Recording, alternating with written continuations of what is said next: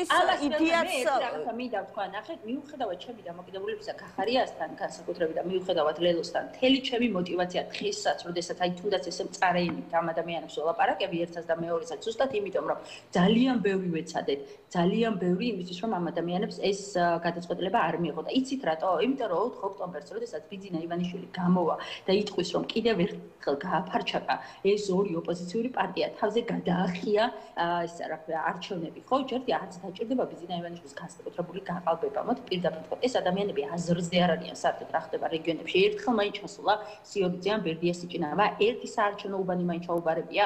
სიჭინავას და სიორიძეს ეხა რომელიც კონსენსუსში ლაპარაკობდნენ, კონდიციონერი ოთახებიდან აკეთებდნენ გაცხადებას 2024 წლის საპარლამენტო არჩევნებზე, როდესაც მე ველზე დავუბრუნდი და კრიმინალებს ვებრძოდი, მაშინ სამეგრელოში იციან საერთოდ აზრზე არ არიან ეს რა არის.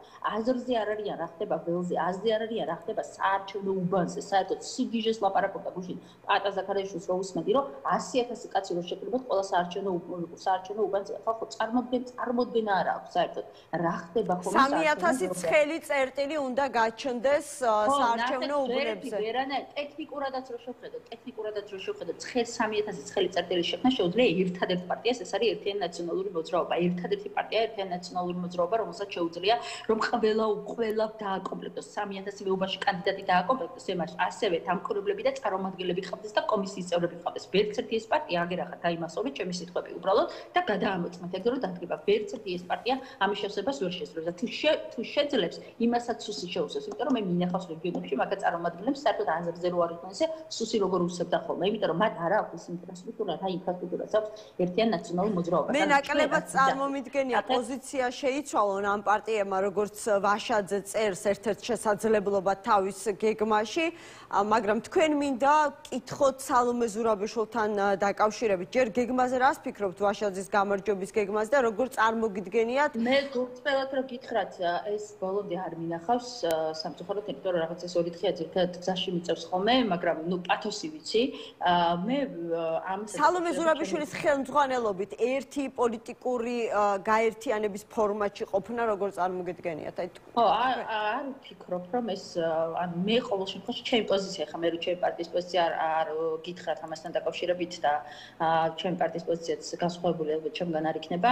მე ეს ყველაფერი ვერ წარმომიდგენია, პირდაპირ შემიძლია გითხრათ, იმიტომ რომ მე საერთოდ არ უყურებ, საერთოდ არ მაინტერესებს სალომე ზურაბიშვილი იქნება რაღაცა პლატფორმის ლიდერი თუ არ იქნება. ჩემი მთავარი мотиваცია არის ერთი. ნახე ხა სალომე ზურაბიშვილმა ის რა ვიცი 4 პარტია ვერ დასვა ერთ მაგიდასთან და ხა რა პლატფორმის ლიდერი უნდა იყოს სალომე ზურაბიშვილი.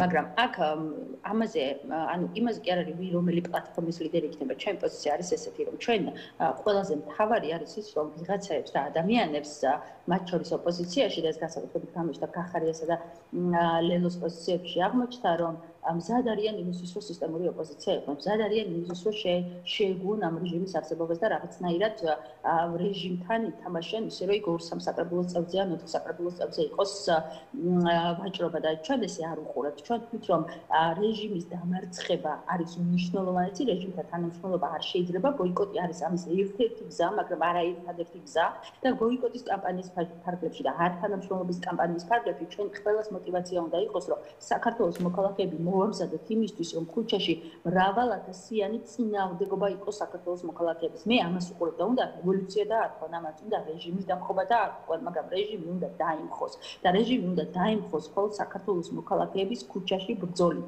ეს არის ერთადერთი გამოსავალი და ვინც ამას სხვანაირად უყურებს, არის ორი ვარიანტი: ან თამაშობს ბიძინა ივანიშვილის თამაშს, ან არის მართლმსასარგებლო იდეები და წარმოდგენა არ აქვს უბრალოდ რა ხდება ხოლმე საარჩევნო ველზე და უყურებს ამას ძალიან ვიწრო პარტიული ინტერესით და ვისაც უნდა მიიღოს დასული ადამიანები არიან და ამის ხასის გადახდა მე ვფიქრობ, რომ მათ შორის საკუთარ არჩეულში მოუწევთ 4 ოქტომბრის პრეზიდენტ ბიძინა ივანიშვილი გამოვა და ითქვის, რომ მას სრულად გააფარჩაკა ეს ოპოზიცია ამ ორი პარტიის სახით მათ არ ექნებათ არც ერთი არგუმენტი იმისი, რომ თქვან და დაუპირისპირდნენ ბიძინა ივანიშვილს, იმიტომ რომ ბიძინა ივანიშვილის თამაშის წესები თამაშს თავდებიან ისინი ეხლა, შესაბამისად მან ბოლო იქნება ერთი მათი სრული განადგურება და ეს 2-3 საკრებულოს წევრიც მორჩებათ უკან და პაატა ზაქარიაშვილის რჩევებიც მორჩებათ უკან ამ ყველაფერში, მაგრამ აქ თავარია რას აგებს ქვეყანა ამ ყველაფერში. ეს არის ყველაზე მთავარი, თორე საერთოდ არ ვიდარდებდი არც ლელოს და არც გახარიას ბეძე და აქ არის ორი მნიშვნელოვანი ფაქტორი. პირველი საერთაშორისო ფაქტორი და მეორე რაც არ უნდა იძახოს არის გახარიან და ლელო მე ხარ რომ ეს რაღაც ლეგიტიმაციაზე არ მოქმედებს. ეს რაღაცით მოქმედებს მათ შორის ლეგიტიმაციაზე, იმიტომ რომ ჩვენ საერთაშორისო პარტნიორები ამას უყურებენ ძიმედ, იმიტომ რომ ჩვენ საერთაშორისო პარტნიორები თქვიან რომ არანაირი რესურსი არ არის რეჟიმთან საუბრის პოლიტიკური პარტნიორების ფონზე და ასე შემდეგ, ხო?